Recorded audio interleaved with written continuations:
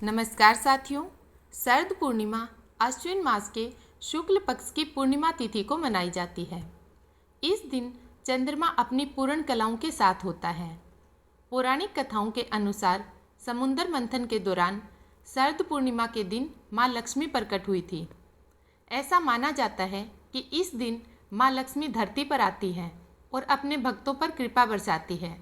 तो आइए जानते हैं शरद पूर्णिमा की कथा।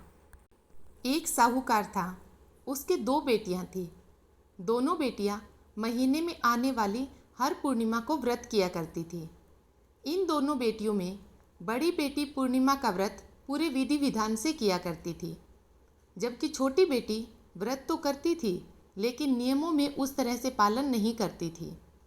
नियमों को आडंबर मानकर उनकी अनदेखी करती थी।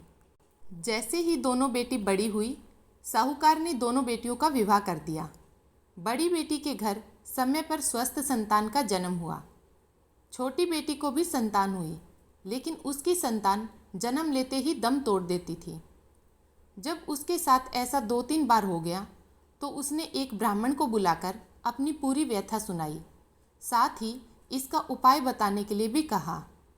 उसकी सारी बात सुनकर और कुछ प्रश्न पूछने के बाद ब्राह्मण ने उससे कहा कि तुम पूर्णिमा का अधूरा व्रत करती हो, इस कारण तुम्हें व्रत का पूरा फल नहीं मिल पा रहा और तुम्हें अधूरे व्रत का दोष भी लगता है। ब्राह्मण की बात सुनकर छोटी बेटी ने पूर्णिमा व्रत पूरे विधि विधान से करने का निर्णय लिया, लेकिन पूर्णिमा आने से पहले ही उसने एक बेटे को जन्म दिया। जन्म लेते ही बेटे की मृत्यु हो गई। इस पर उसने अपने बेटे के शव को एक पीढ़े पर रख दिया और ऊपर से एक कपड़ा इस तरह ढक दिया कि किसी को पता न चले। फिर उसने अपनी बड़ी बहन को बुलाया और बैठने के लिए वहीं पीढ़ा दे दिया। जैसे ही बड़ी बहन उस पीढ़े पर बैठने लगी, उसके लहंगे की किनारी बच्चे को छू गई और वह जीवित होकर तुरंत रोने लगा। इस पर बड़ी बहन पहले तो डर गई और फिर छोटी बहन पर क्रोधित होकर उसे डांटने लगी कि क्या तुम मुझ पर बच्चे की हत्या का दोष और कलंक लगाना चाहती हो?